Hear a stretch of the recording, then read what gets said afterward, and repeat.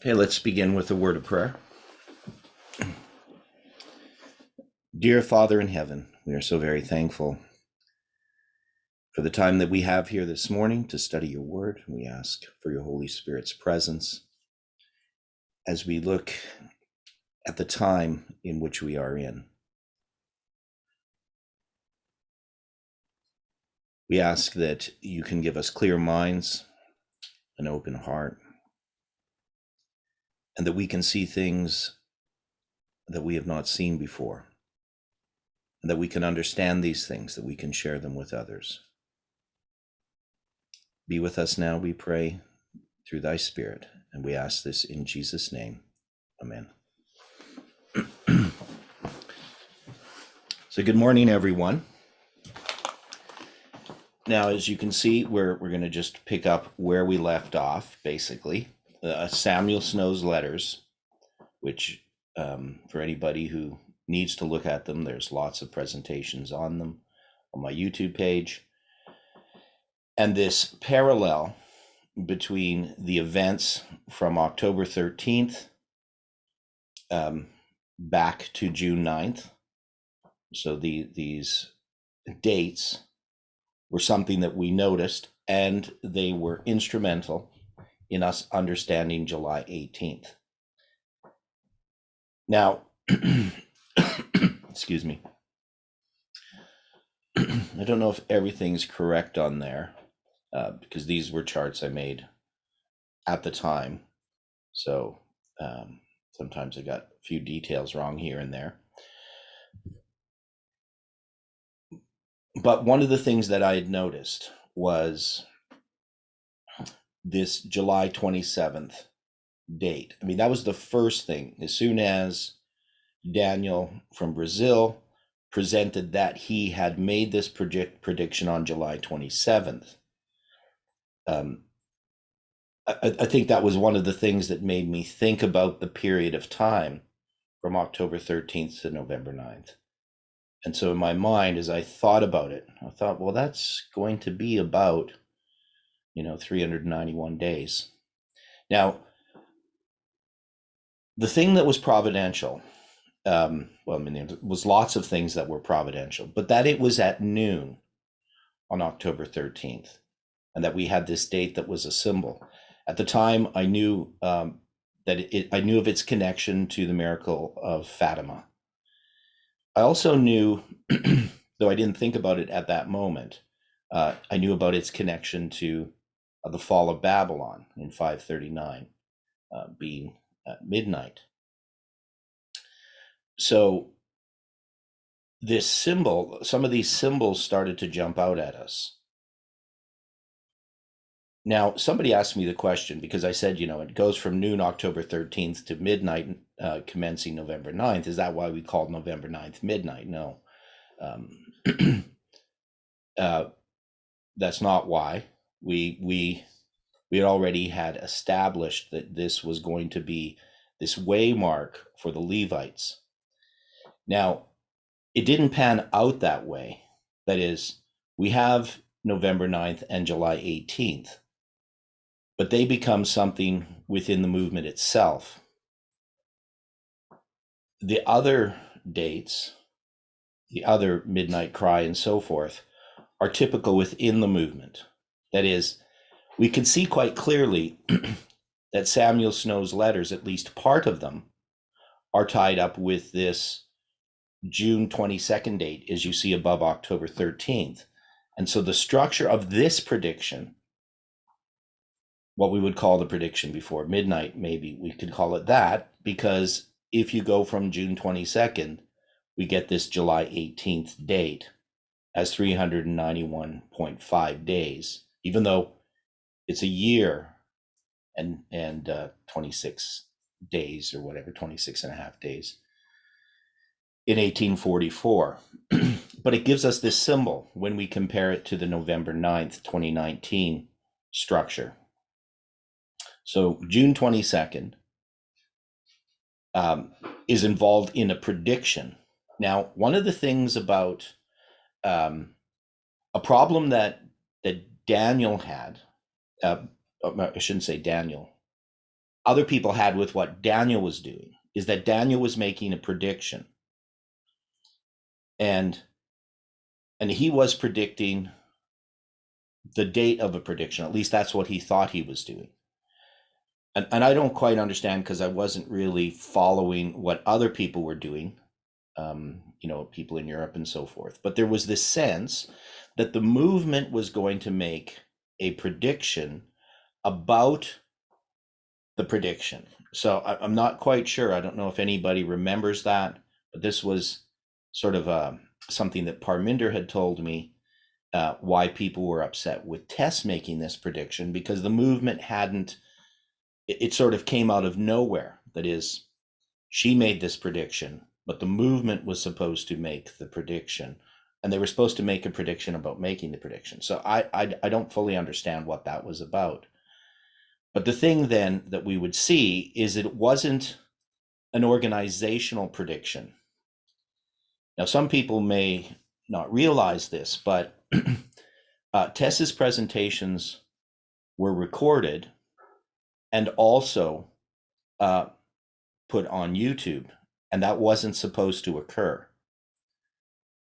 When she was supposed to do her presentation, somehow the communication broke down, and it was only found after she had started making her presentations that they were being put up on the internet.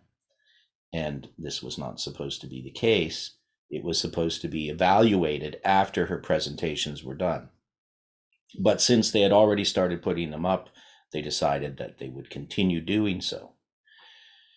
So I found that a little bit odd. There was a lot of odd things going on back in 2018, probably lots of them I don't even know about. But so this prediction of November 9th, it wasn't something that Jeff knew about. That is, when it was made on October 3rd, she actually didn't really explicitly say this. It was something that was implied.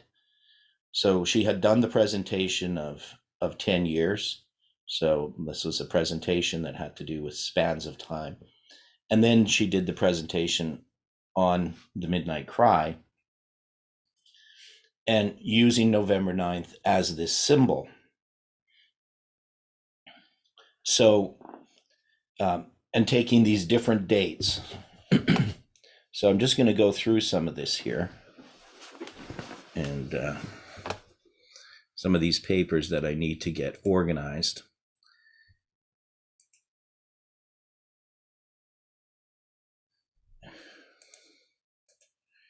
So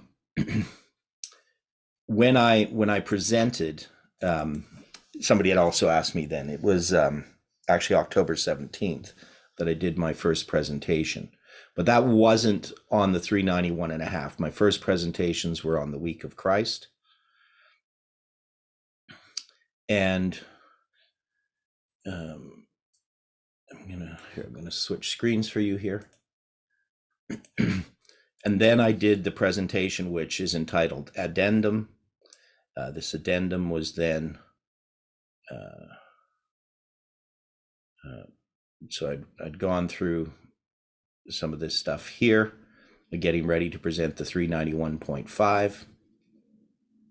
And then this was, Tess presented these studies about the revolutionary history of Russia, France, and Germany. And there were these dates. The events connected with the date November 9 are Kaiser Wilhelm abdicates during the November Revolution in Germany and becomes a notable date in German history, referred to as the Stichstahltag, the Day of Fate. And then, of course, we all know of Kristallnacht, also referred to as the Night of Broken Glass, a pogrom against Jews throughout Nazi Germany on November 9th to 10th, 1938. Then Lenin's decree on the press. Now, of course, this is going to be really the next day after the revolution. And that's going to be on November 9th. That occurred as part of the October Revolution of 1918. And it's called the October Revolution, even though it occurs in November, because in Russia, they're still using the Julian calendar. And this, of course, is one of those things that's interesting, is that we have, even with these November 9th dates, we have a Julian calendar as well as a Gregorian calendar. And then the East German government announced that all German Democratic Republic citizens could visit West Germany and West Berlin starting at midnight. So this is going to be November 9th, 1989. And then this one here, the coup of the 9th of Thermidor, it's July 27, 1794. Now, the 9th of Thermidor is the 11th month, so it's 11/9 on the French Revolutionary calendar. So what we have here is another calendar that's involved, the French calendar, and then the coup of the 18th of Brumaire, that brought General Napoleon Bonaparte to power as first consul of France. Now, which month is Brumaire? I can't remember. I know I looked it up before. Just hang on.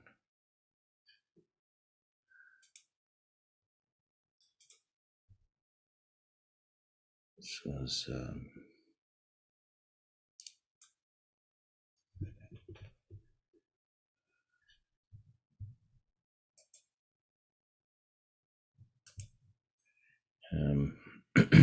because that's going to be November 9th.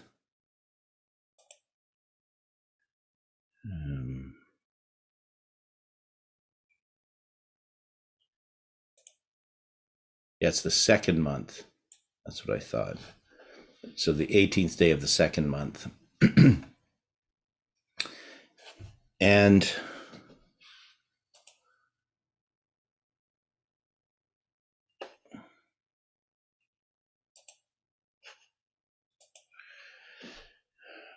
then we have,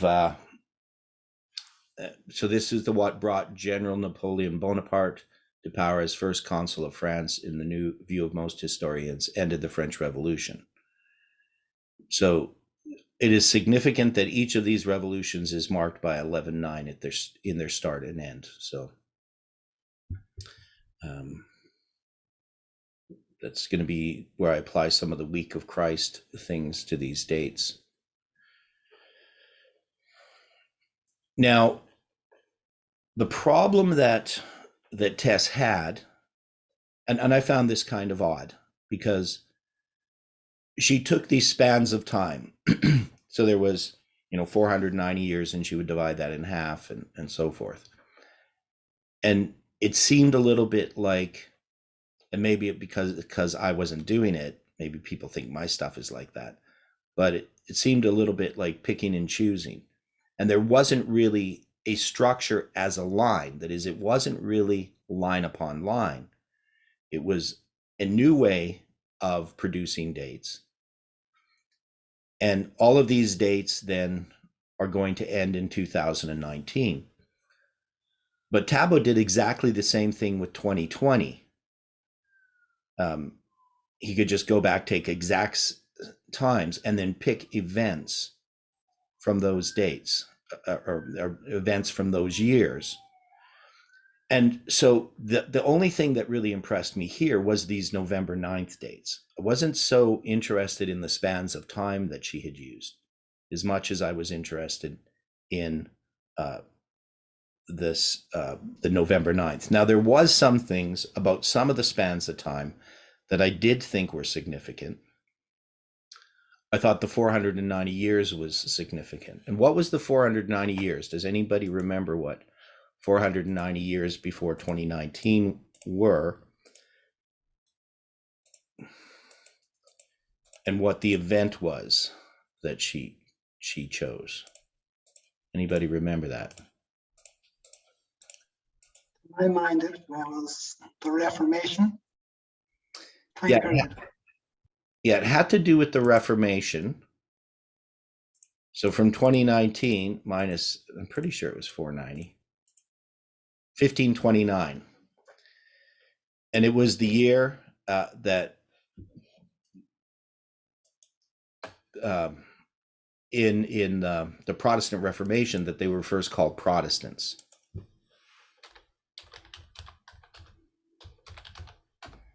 So what would be the significance of that? Why would I think that that's significant?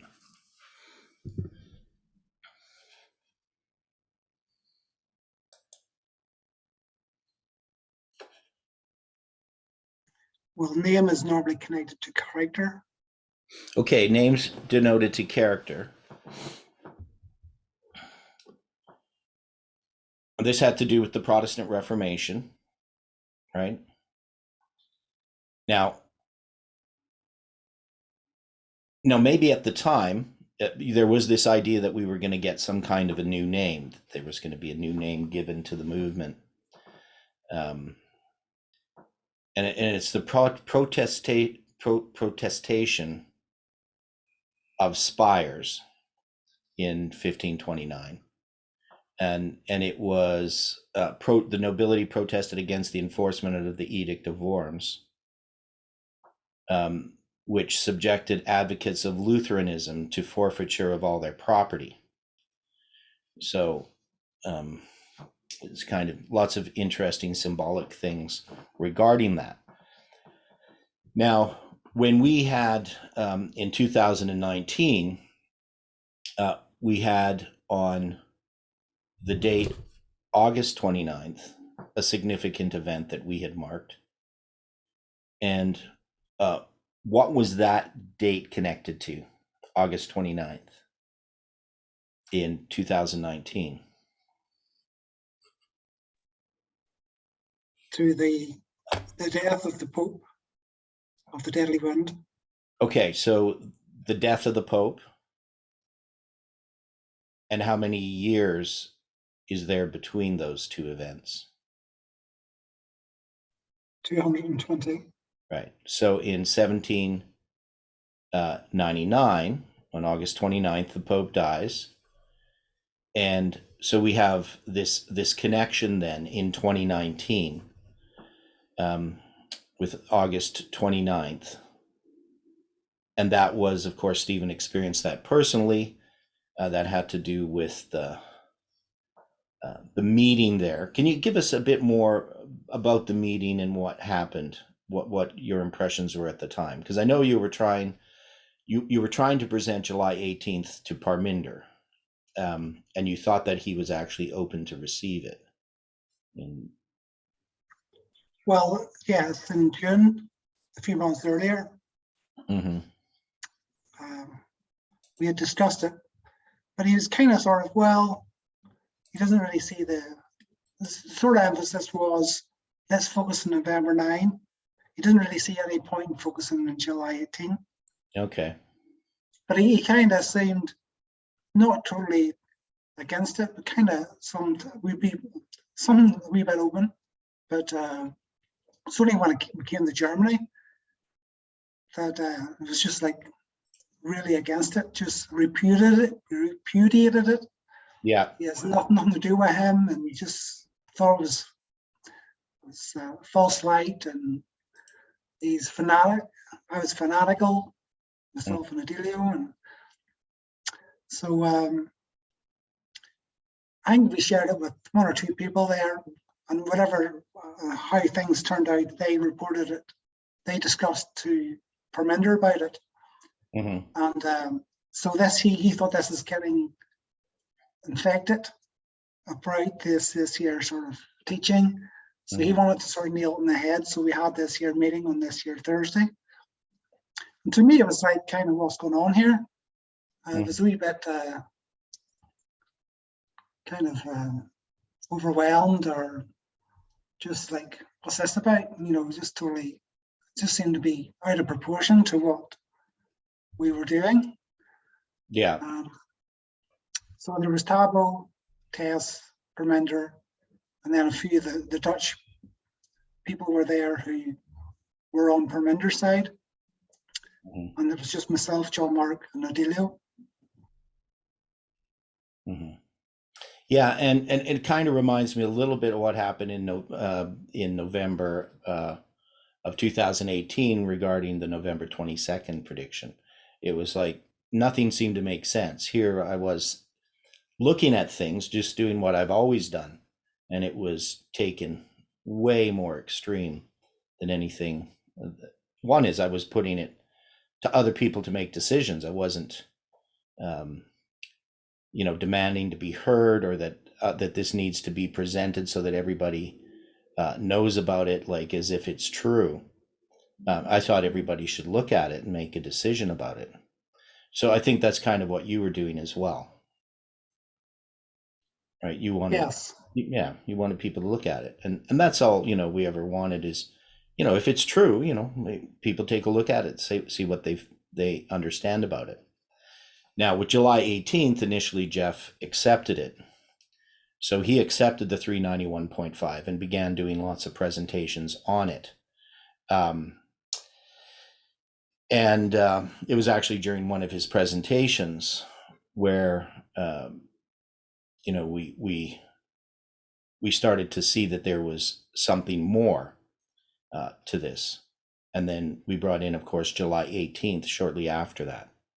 And this all seemed to be part of a structure that Jeff had tied to his presentations that he had tried to present during the camp meeting, which had to do with the number 8.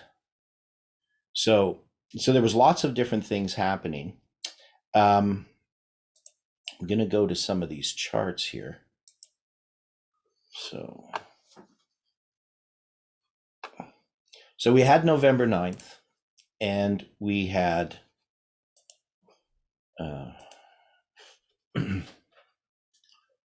so this chart here, this is something that Jeff had brought out, and that's why I say the 490 years to me seems significant. Now, the 490 years from 1529 to 2019,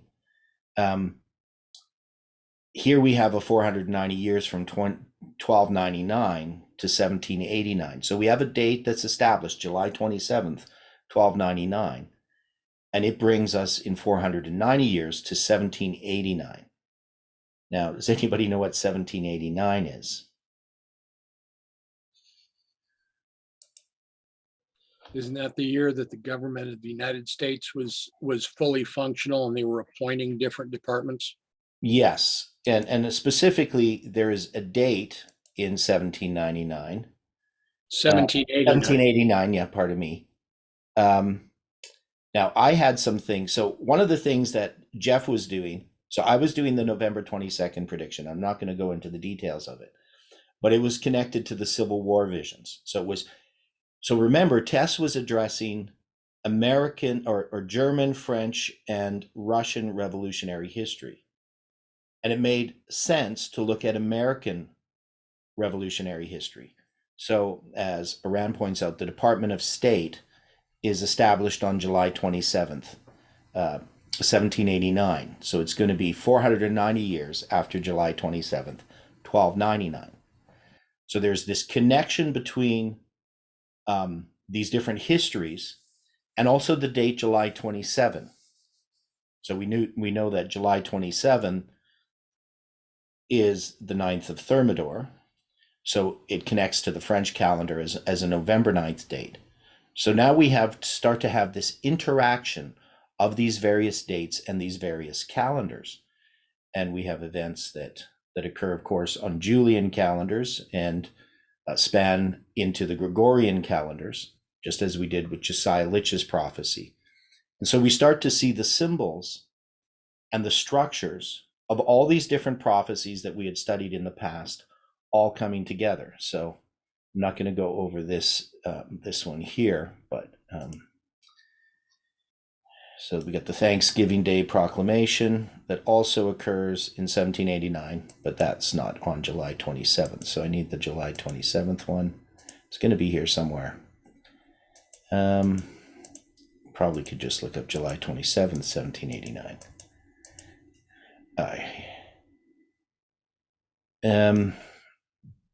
Okay,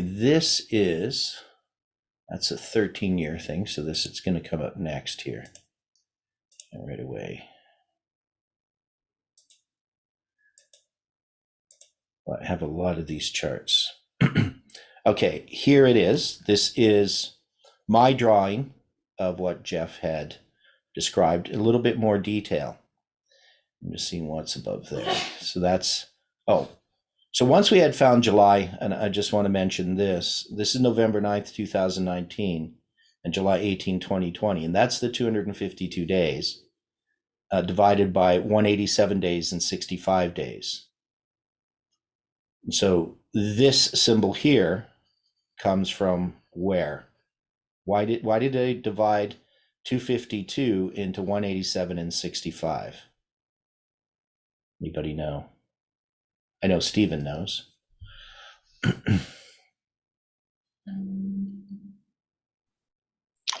Enoch and Lamech. The which? Enoch and Lamech. Yeah, Enoch and Lamech. So, can you explain further?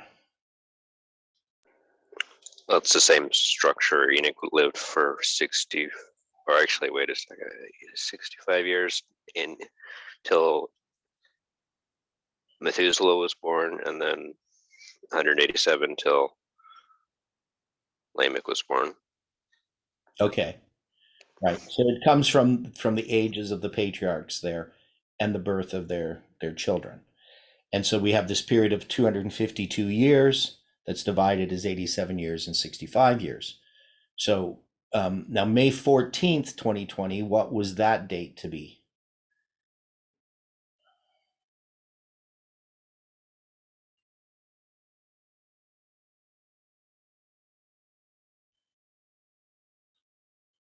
What was supposed to happen on May 14th, 2020? A meeting with the United Nations.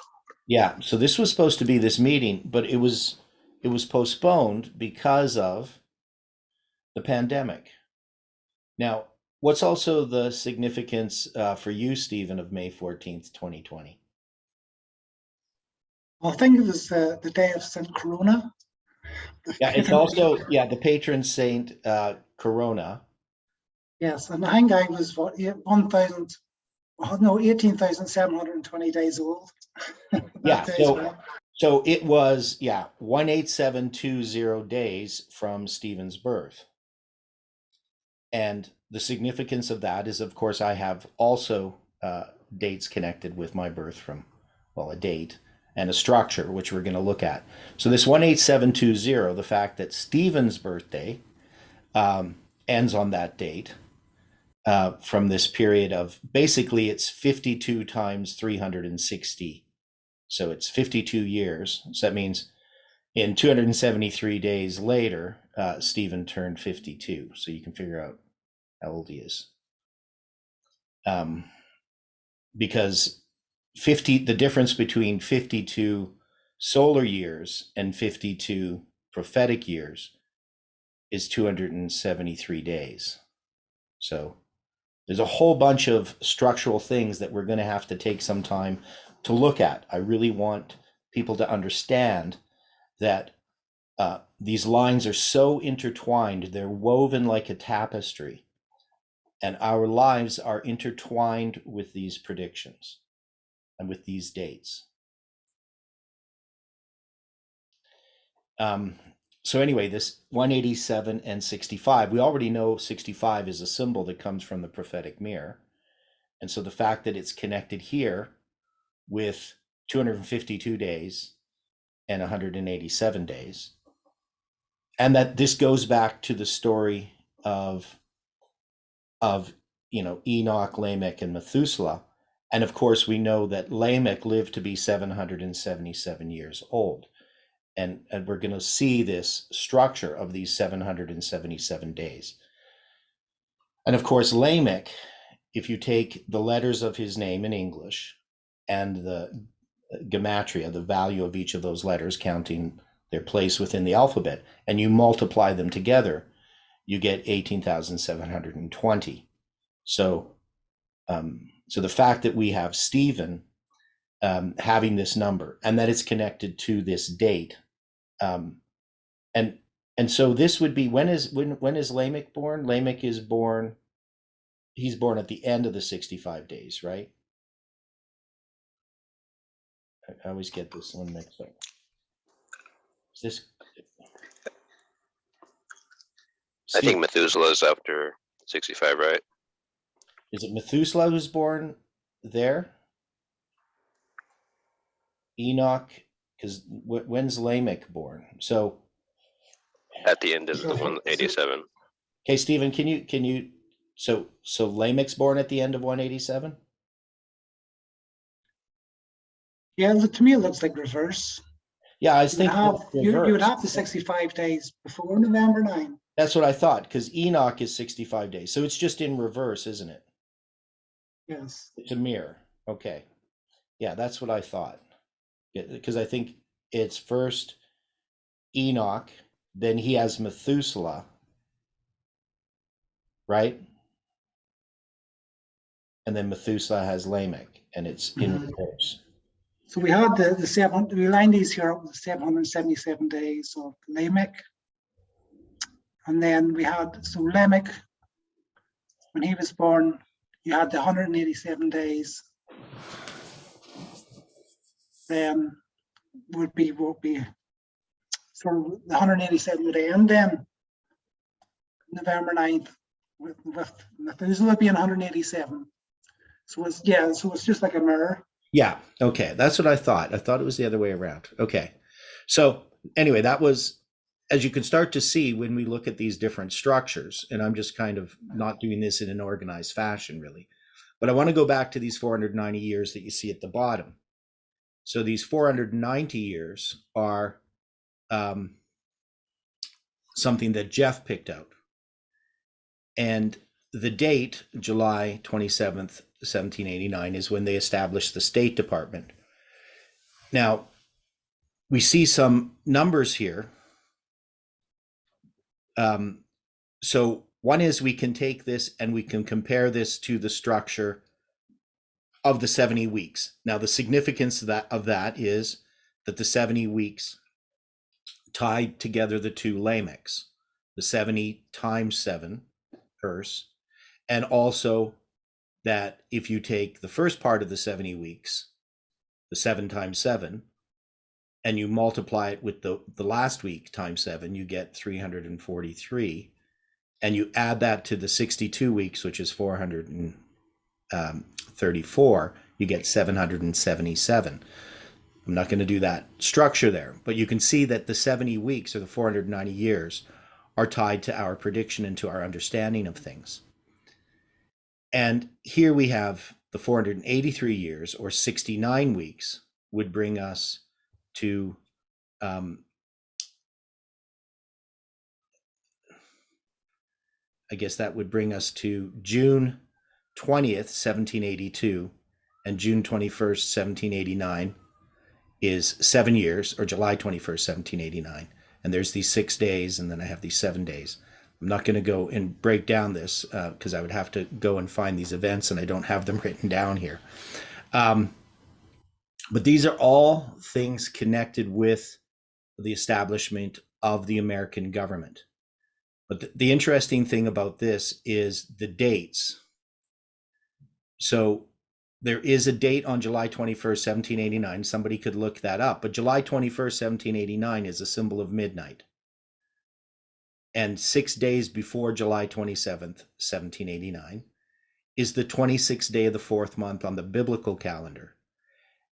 And 7 days after is August 3rd, 1789. And that's the 10th day of the 5th month. Now, July 27th, 1299 is the 26th day of the 4th month, but it's August 3rd on the Gregorian calendar in 1299. And so even just as a symbol, we can see that August 3rd, 1789 would be 490 solar years, because you're starting with a Julian date and ending with a Gregorian date. So that happens to be the 10th day of the 5th month. Gives us this structure. So just those dates, July 21st, July 27th, and August 3rd, have a symbol there of the 26th day of the 4th month and the 10th day of the 5th month. And these are the two dates that we have used to mark July 18th, 2020.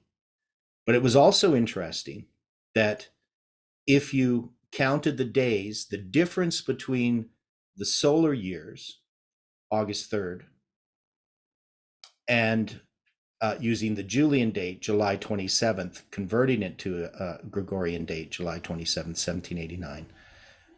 It's 1789 in 62 days, which would represent the 69 weeks, or it's 789 in 69 days, which would represent the 69 weeks.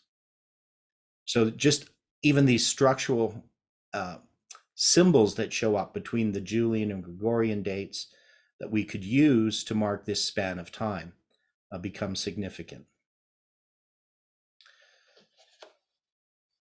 Maybe in some ways we're jumping a little bit ahead because these are things that that Jeff did bring out in 2020. So they're kind of jumping ahead to where we were in our study. Now, this one here, I do at least have the dates. Now, this is a period of 13 years. And this 13 years, I have here a little chart above with all the dates so you can see them. But this has to do with the American seal. That is, they made the seal of the United States. I guess it's called the Great Seal, right? And there's the first committee that's named is named on July 4th, 1776. And then they make a second committee. That's March 25th, 1780. And then a third committee on May 4th, 1782. So you're going to have these committees, and I put the spans of time. I'm not going to go into detail on this. But we have this period of 6 years to June 20th, 1782. And that date was above there. That was the 7 years before the State Department. So what's the connection between the State Department and the Great Seal?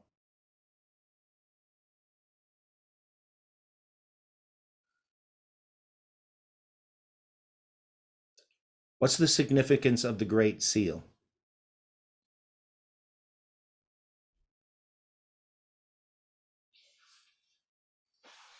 It would be the emblem of authority. Okay. And in some ways, I mean, it's similar to the Sabbath as a symbol, right? I mean, it's a seal, like the seal of God. Yes. Okay. But this represents the United States. Now, the 13 years, what do the 13 years have to do with this? It's 13 years from the time that they named the first committee to when it's ordered in the United States Congress to be the seal of the United States. Symbol of rebellion. Okay, it's a symbol of rebellion. How many states are there? 13. There's 13 states, right? So there's this symbol that happens within the United States itself that is a symbol of rebellion because it has horns like a lamb, but it spake as a dragon. So God establishes it just like he does ancient Israel, but it doesn't fulfill its purpose. That is, it has another purpose because it rebels against God. So I've had all the dates there when the seal was first used and so forth. So it's pretty interesting to me, the structure of this, but it would take too much to go through all the significance of these spans of time and how they're related to other things. Now, I'm going to jump ahead a little bit and look at, we're going to look at this here. So this is Josiah Litch's prophecy on the bottom. I was just looking at what was there above. So Josiah Litch's prophecy we've gone through in detail. And this is not the exact chart that I want, but remember we have these July 27th dates and all these events. We have an hour, day, a month, and a year. We have the 5 months. And the symbol here is the 26th day of the 4th month that ties in with all of these dates. And let me see. I'm going to have to find the one I'm looking for. So the one I need. Okay, so what would I type in here?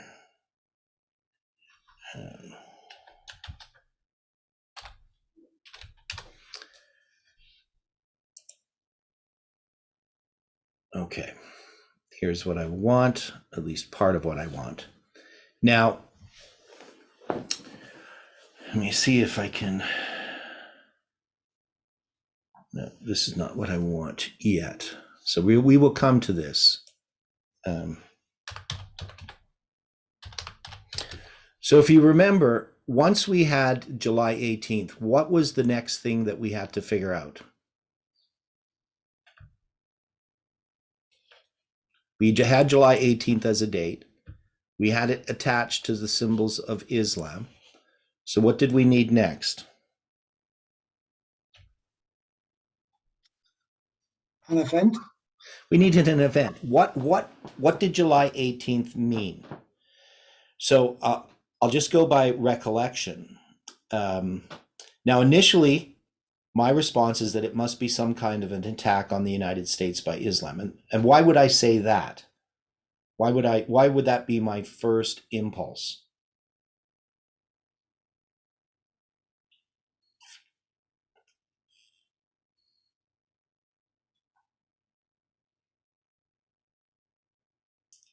Because remember, we had this prediction before midnight. What was this prediction before midnight that we were supposed to be predicting?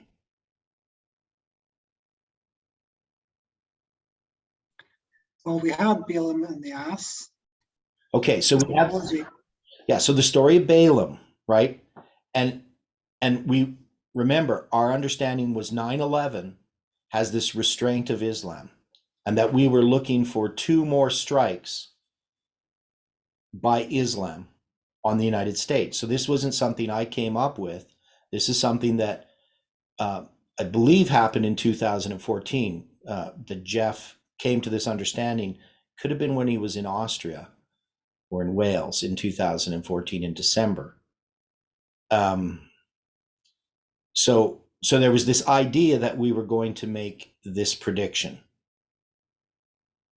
And I remember specifically that in 2015, because I was doing this studying in 2015 on Islam. That is, I was studying Josiah Litch's prophecy because we had this prediction that we were going to make some prediction about Islam. Not that I was, thinking that we're going to use these dates and make some prediction with it, because I wasn't thinking that it was a date prediction.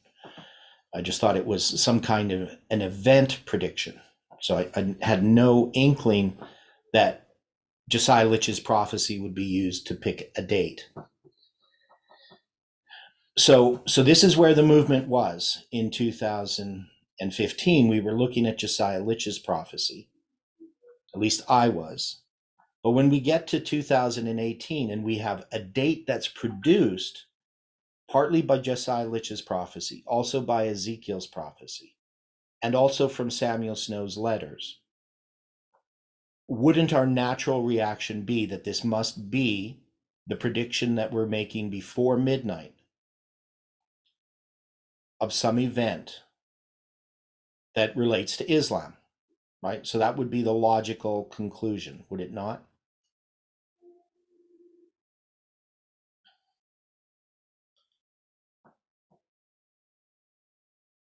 Now, It would seem to lead in that area.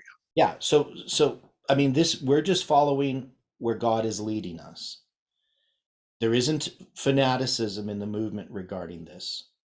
There's lots of careful study in trying to understand what these things mean. Now, of course, we know from the time that this July 18th date was first given to the movement in November of 2018, it was presented, and Jeff kept presenting it for quite a while until basically Parminder put a stop to it.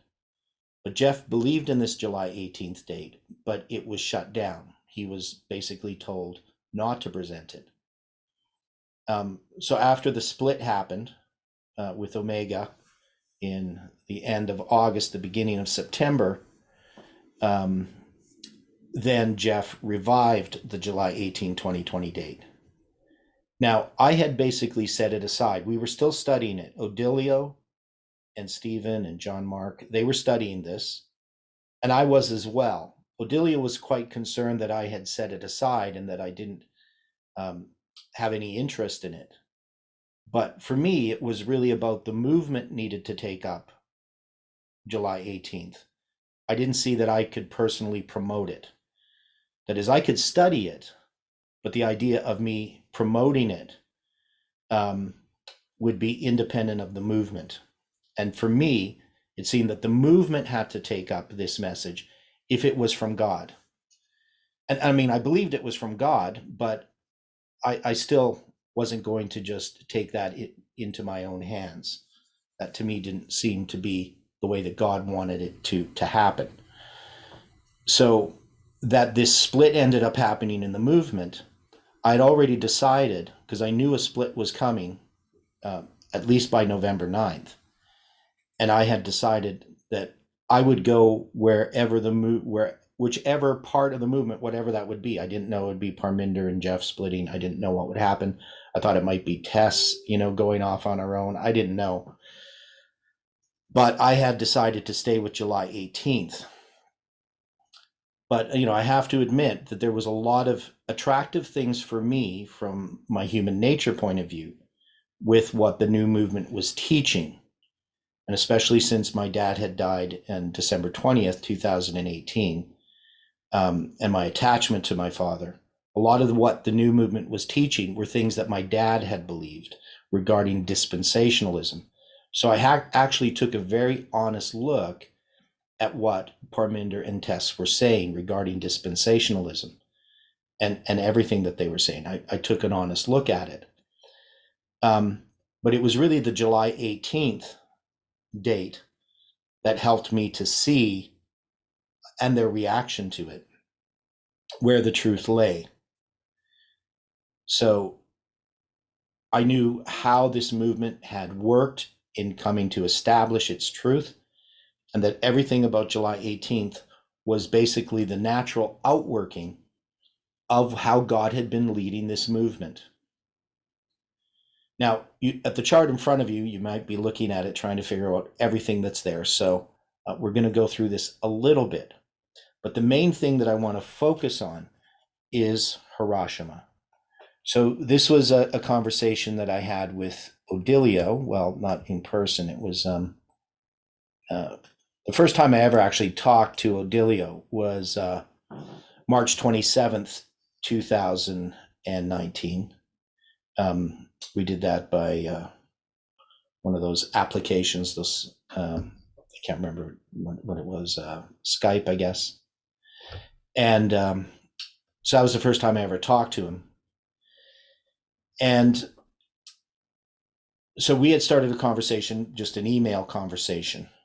And he had this question about, and I can't remember how it came up, whether I think I was the one who mentioned Hiroshima, and then he had already been thinking of that, but he mentioned these other dates. So what we found is there was this structure.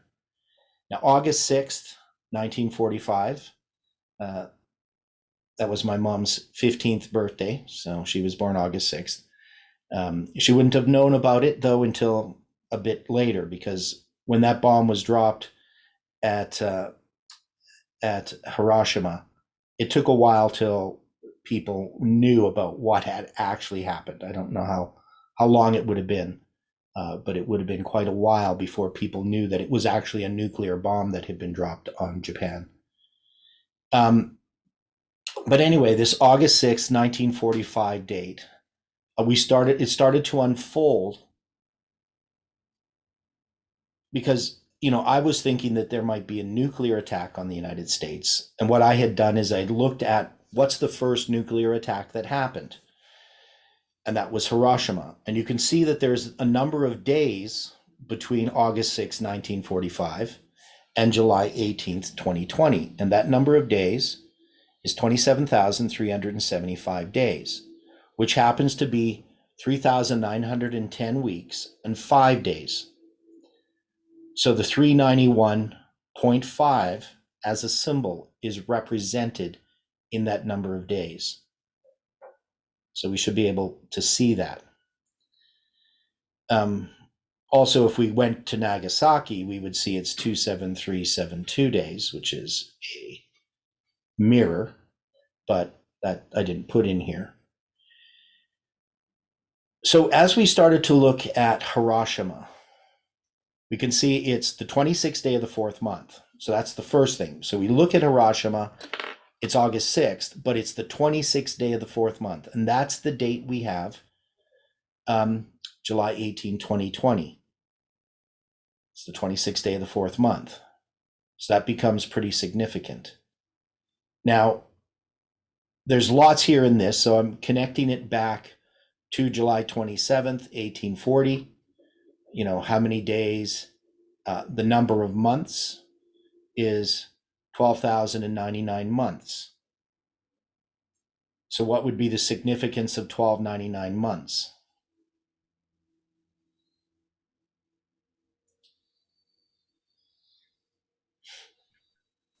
It relates to the beginning of the 150 years.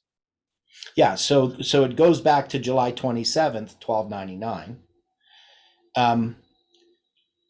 So there's, and it's exactly because it's the 26th day of the 4th month and it's the 26th day of the 4th month, it's going to give us that. Now also, from July 27th, 1299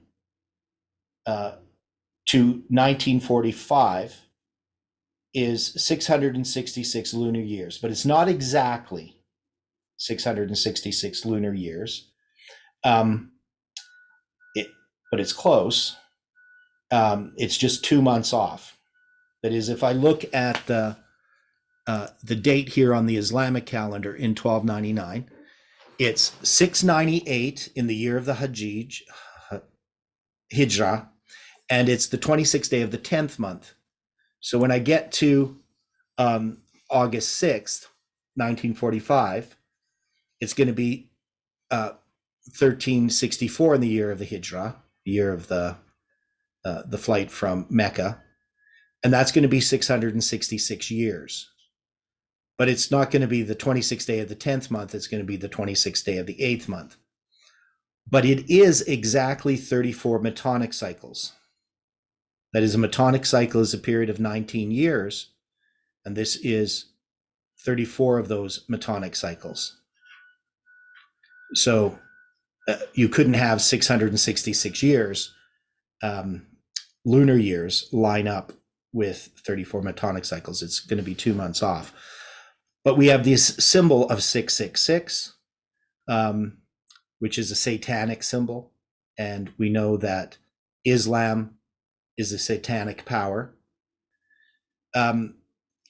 We have the period of months here, that these are Gregorian months. So sometimes we're using Julian months and sometimes Gregorian months. So on the bottom, if we go from July 27th, 1840 to July 27th, 1945, it's 1,260 Gregorian months. Now it's 105 years. So you can see 105 years, how many months are in 105 years?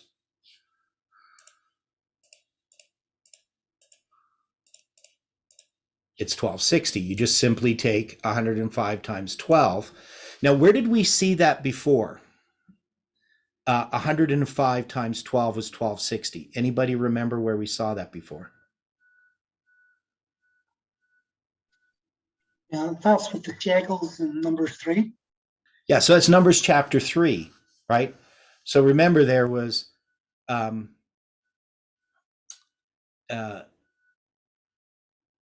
this, so I'm just going to go here. I'm going to go back there. I hope people are following this. This is a little bit scattered, but you can just start to see. Maybe I won't go back there. So we'll just refer you back there. Numbers chapter 3. But there was this the difference was 273, and they're going to pay 5 shekels, which gives you 1365, the number of shekels that have to be paid to redeem the firstborn. And then we divided that by 13 because there's 13 tribes, just as a symbol. And that gave us 105, a symbol of the 10th day of the 5th month. And then we multiplied it by 12, and it gave us 1260. So you can see the symbols that we're using here all go back to the past, to an analysis of prophetic periods, of the dates, the symbols that this movement had already established prior to any time setting. So it becomes quite profound, just these spans of time. So you could see just by taking August 6th, that we now have these symbols, these spans of time that produce the symbols of prophecy in very precise ways. Now, we have more to this. So this is, I think, the complete chart. So one of the things that we have, and this was to me the nail in the coffin, so to speak, of the prediction, and it had to do with the dates that were connected to the bombing of Hiroshima. So one is, and I didn't even deal with the symbol of 45. So what's the symbol of 45? 1945.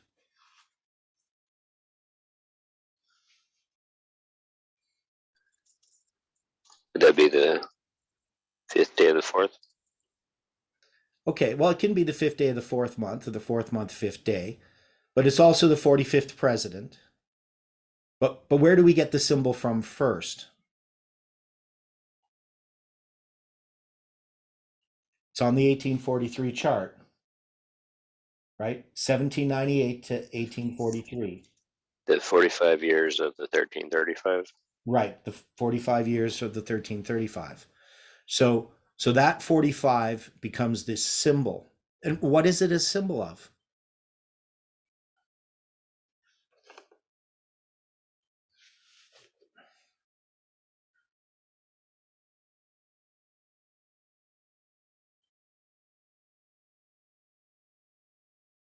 Blessed is he that waiteth and cometh to the 1335.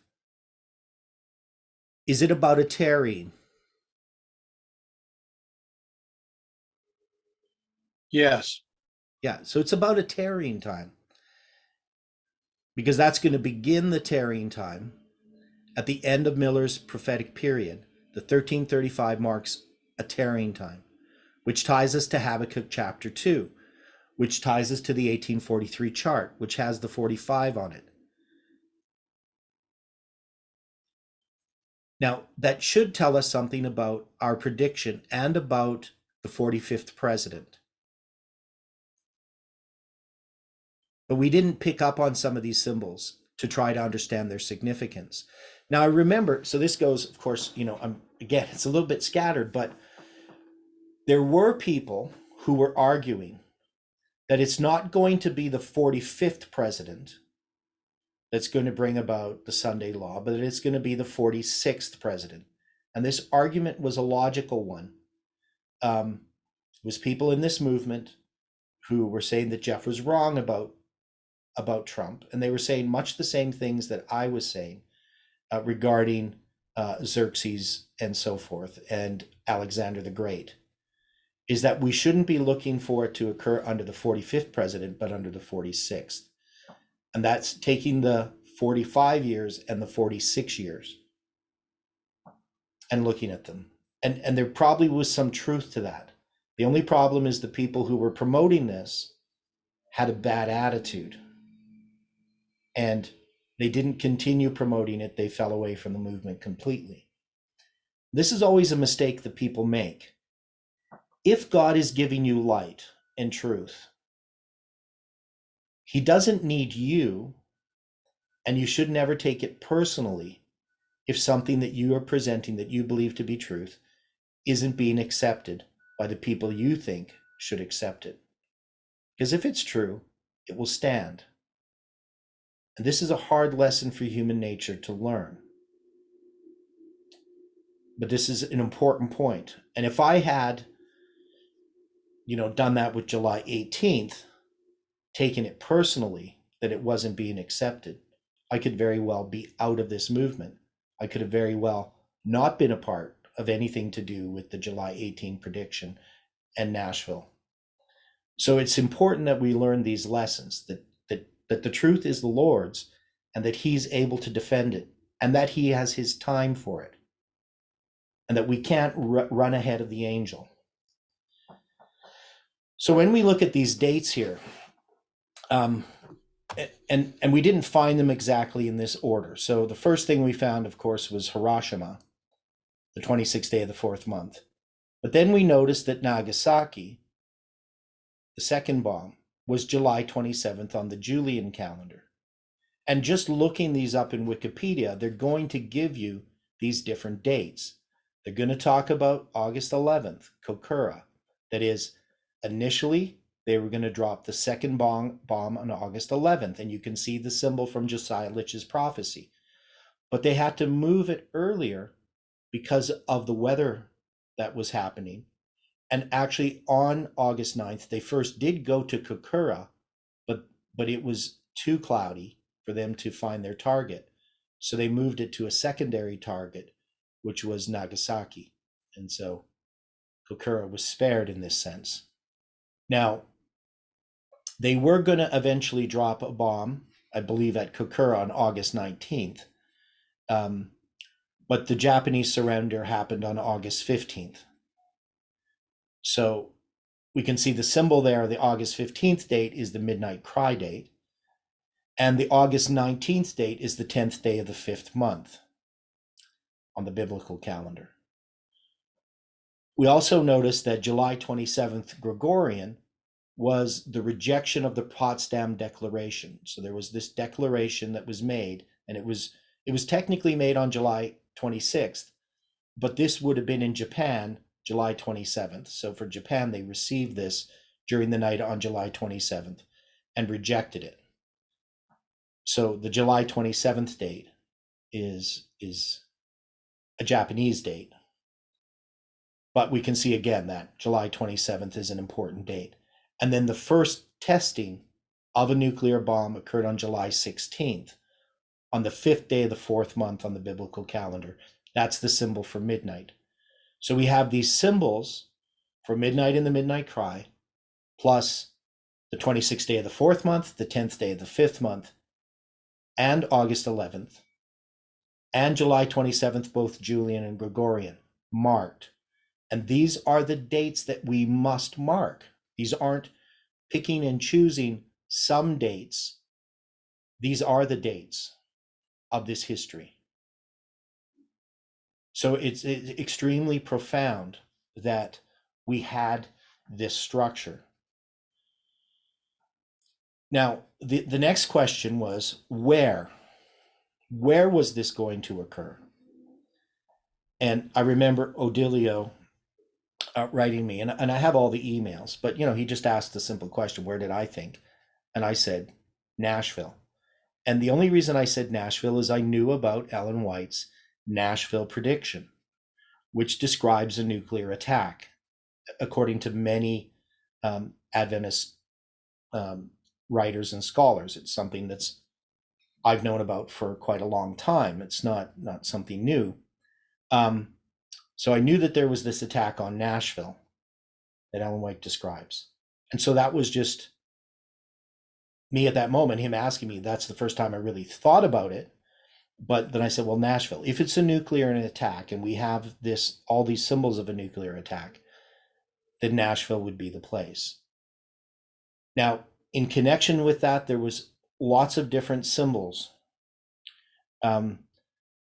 If you go from, the longitude, which is 0, if you start from 0 and you go back, it brings you 273 degrees to the steps of the Parthenon.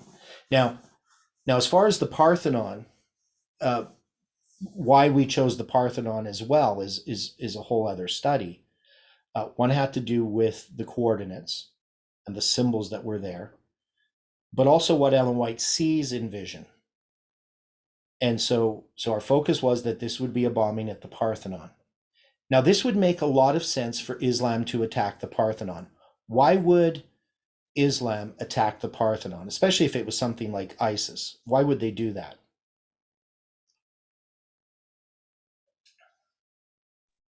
They are against idols. They're against idols, right? We see them destroying that city in Iraq. I can't remember the name of the city, but an ancient city, basically destroying all these artifacts and blowing the place up. So defacing all of these things. So it seemed to me like a naturally, it would be a symbolic place to attack in that sense, because of the idol there, which is, what's her name? Athena? Yes. Yeah. So there would be lots of reasons why they would choose that location. So there was a lot of logic behind it. Now, it is possible that they were planning an attack there, and that either our warning allowed the government to intercept whatever plans were involved there. Now, some people would say, well, if it was thwarted by, American intelligence, wouldn't we know about it? But there's lots of things we don't know about what happens in American intelligence, and why would that be? If it is true that American intelligence stopped that event from occurring, why would we not know about it?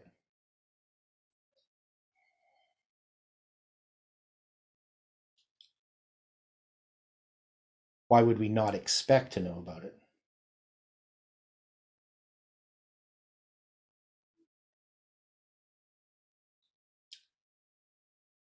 What happens if they give up their intelligence of how they stop something? Wouldn't that put in jeopardy their missions in infiltration of these different organizations?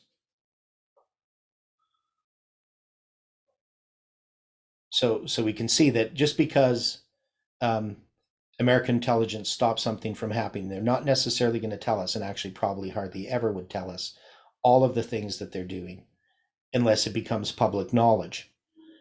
But it could be also that Islam decided not to go on with the attack, or just circumstances arose as such that the attack couldn't go forward. That is, things weren't working out the way they planned. But I personally believe, whether it's right or wrong, that they were planning an attack on the Parthenon for July 18th, 2020. That's my personal belief. I have no objective evidence other than what we see prophetically, and that we believe that the hand was stayed, right? Because we have a couple of things that Jeff brought out regarding July 18th. Prior to July 18th, is he compared it to the prediction of Jonah, and also to Abraham's offering up Isaac.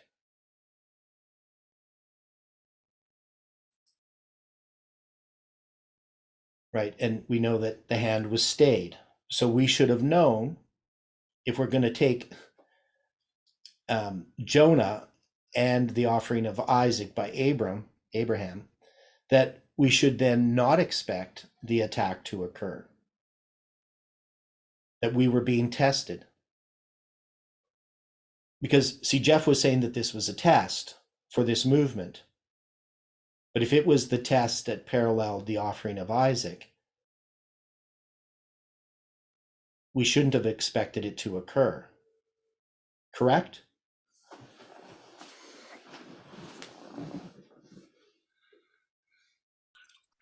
The point being is that even on this, with comparing it with the sacrifice of Isaac, it would have shown our trust in God. Right. That's what was being tested. was our trust in God and God's leading of this movement. The problem is that while the example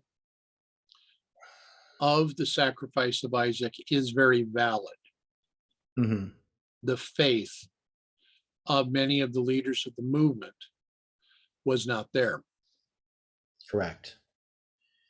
And the reason why it wasn't there had to do with lots of other things. We put it that way. So there was issues that were going on within the movement, that things that needed to be surrendered to God. And this movement has had a lot of people with self-interest. And so God really couldn't use them. That is, just as an example. So the July 18th prediction, there was lots of light coming regarding July 18th, especially as we're going to look at some of these things that would show that possibly the event may not occur. But the movement didn't want to hear that. And mostly, I would say it was because of where it was coming from. That is, they would perceive it as coming from me. And there was a lot of, whatever it was, suspicion, jealousy. I have no way of knowing what goes on inside other people's hearts. But definitely there was this reluctance to have me heard. And all through that period, we have different people, even through Zoom meetings, presenting on Sabbath and at the school, but I'm not one of them. And even when I go down there in November of 2019, the only time that's given to me is just a short little afternoon study. And then, of course, I was given a second study because some people, asked for it. But it didn't really make much sense not to have me present on July 18th, since I understood it the best. And I often seen people presenting things incorrectly. And I would constantly have to write Jeff and tell people, they got this detail wrong, they missed that. But I didn't take it personally, of course, but I noted it, that there was something going on regarding me. And so when December 6th came around, well, even before then, after July 18th, I definitely was a person who was being attacked, and not really openly, which I much rather somebody just attack me openly so I can defend myself. But this was innuendo and gossip behind the scenes, which is not something that's very comely for God's people. We have to be very careful. We need to be as open as the day. And we need to be clear when we look at a position that someone has, we have to be able to answer that with the "Thus saith the Lord," not with some slight to their character. So this was a problem with the movement, and I still believe is. Some people don't like me saying that, but I don't believe that we really changed that much, and we do need to change. But when we look at how God was leading us, it becomes very difficult for me to take something, what you see there on the screen, these dates, and just say this is something manufactured by man. That all of the symbols of Josiah Litch's prophecy and the symbols of midnight and the midnight cry are marked in such a distinct way, in this very precise way.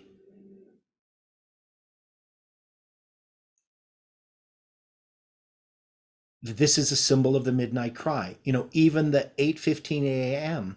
attack on Hiroshima, that the bomb is dropped on 8:15 a.m. We have the symbol of the midnight cry. And so we had all of these symbols and all these spans of time that ties this history in 1945 with the history of the 45th president. It ties us back to Millerite history, ties us back to all these different structures of prophecy in the past, Ezekiel's prophecy, the 10th day of the 5th month, the symbol of 666, everything. So, and as Jeff pointed out, that everything that this movement had been studying all came to bear on July 18th. That is, everything that he had studied, everything I had studied, everything this movement had taught, all of those symbols, all of that history was now coming to this crisis. And Jeff saw this as, we had the priests of Baal would be November 9th, and we would have Elijah on Mount Carmel on July 18th. But we were being tested. And the question is why? That's one thing that we really need to ask ourselves. Because when we look at ourselves, one thing we know is that we're not special.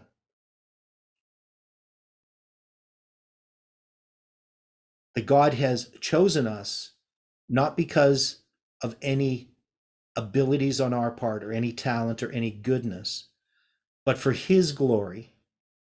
And he has had this movement raised up to his glory to prepare his people for the coming Sunday law.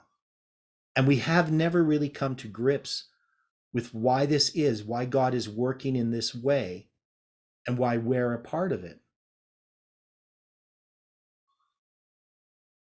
And this movement has to come to grips with it. At least we do as individuals.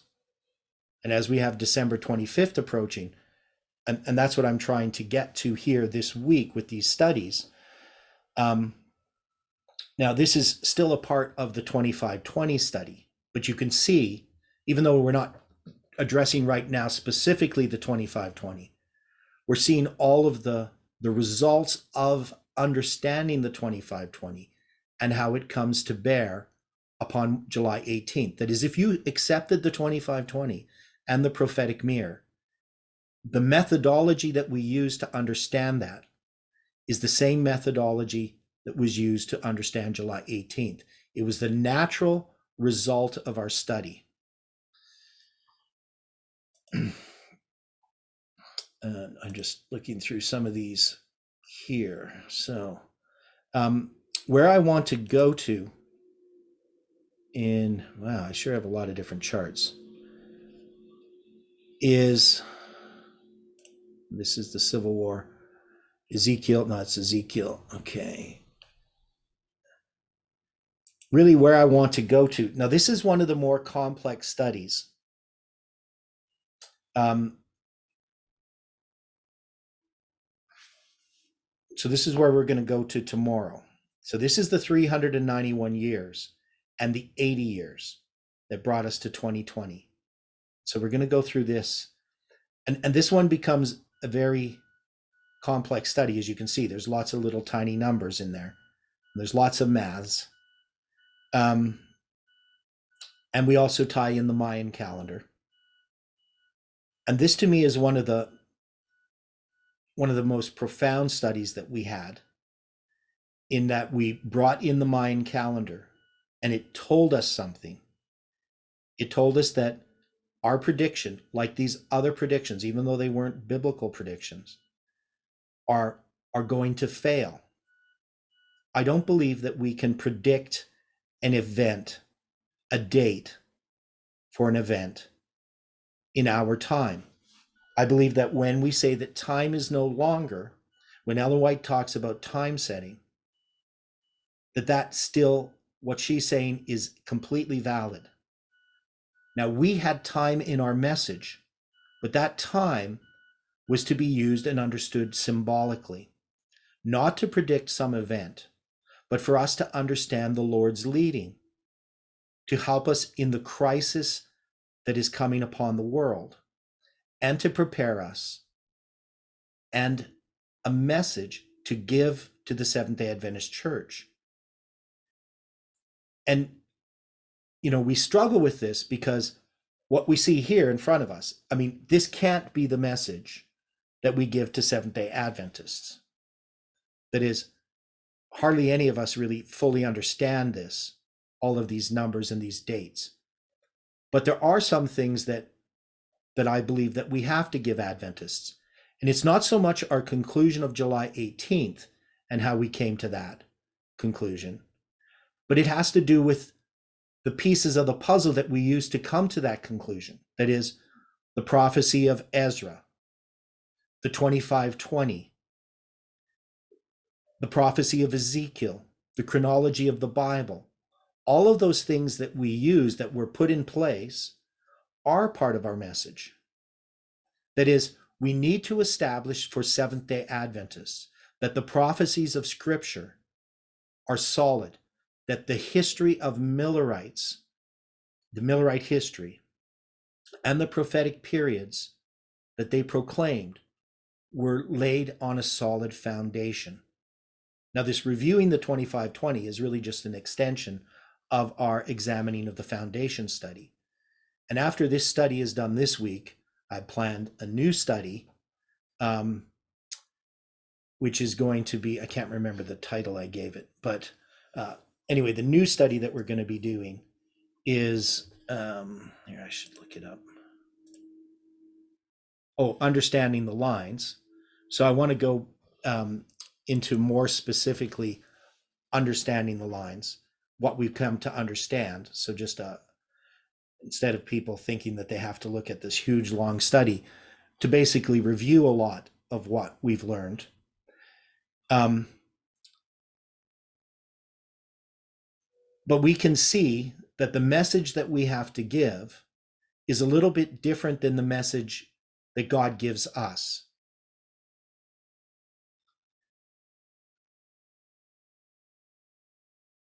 Can we see that it can't be the same message? Or does somebody disagree with that?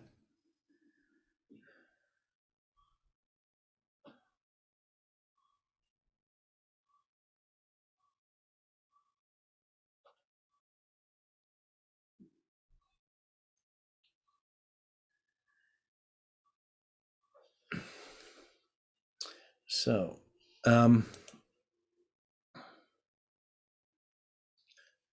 just looking at some of these diagrams here.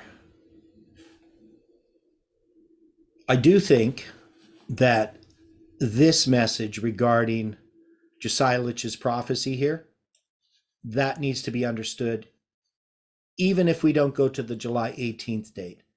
That is, Adventists need to see that this prophecy here is correct. And we do have some Adventist scholars, two of them, Ron Dupree and the other guy. What's that? Trevier? Yes, Alberto. Yeah, Roberto Trevier. So we have these two scholars supporting, to some degree. I think Ron Dupree's closer than Trevier as far as Ron Dupree also looks at the Treaty of Dardanelles and the Collective Note and the Convention of London. He looks at all these things and he sees the July 27th date. He doesn't see, of course, the biblical date and its significance, even though I know he's read my papers. So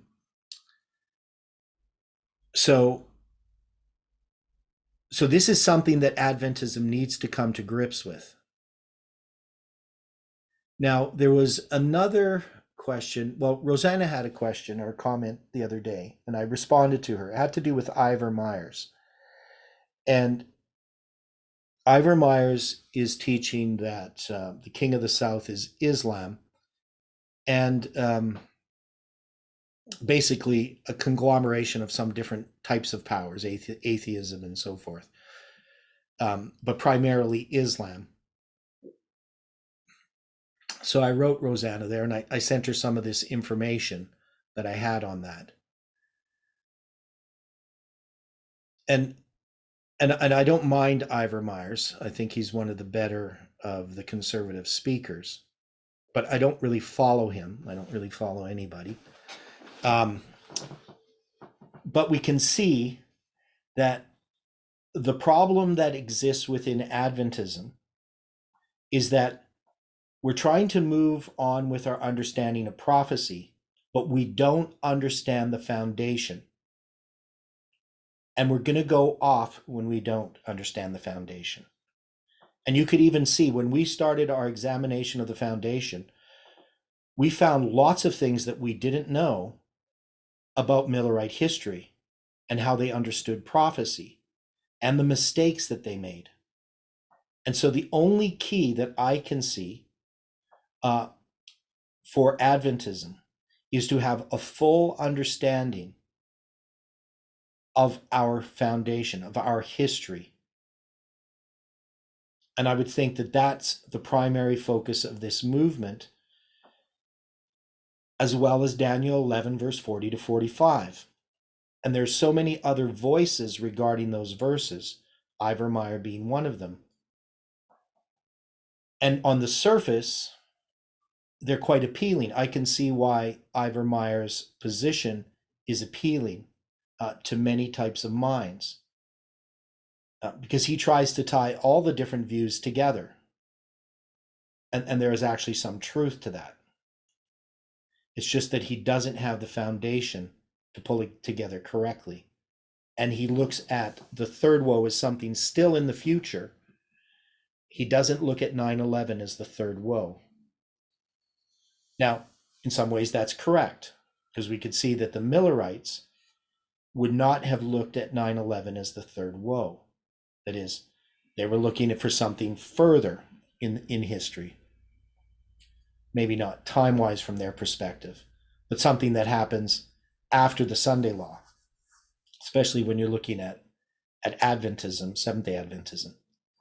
So the question that we have is, there's lots of other voices, lots of other people, and God has raised up this movement, and now we have this responsibility,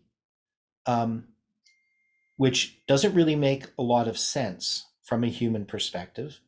When we look at ourselves and we look at what's happened, that the movement is sort of imploded. And so wouldn't we have expected this movement to grow and to build so that it could do this work? But instead it's whittled itself down to a few people. And so we have to try to come to grips with this. And that's what we're doing this week and this coming weekend. And so we need to pray that we are in the right position individually to be open to whatever God is going to show us and how he's going to lead us.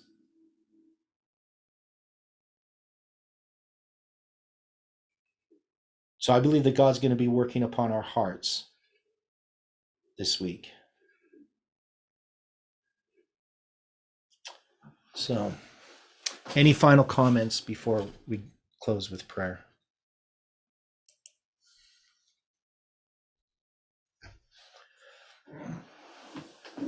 Okay, let's pray. Dear Father in heaven, thank you for this study and for the light that has been shining upon our path. Help us to understand it. Help me as I present this week to narrow the focus. And I pray, Lord, that you can be with each person, that your Holy Spirit can bring a conviction upon our hearts,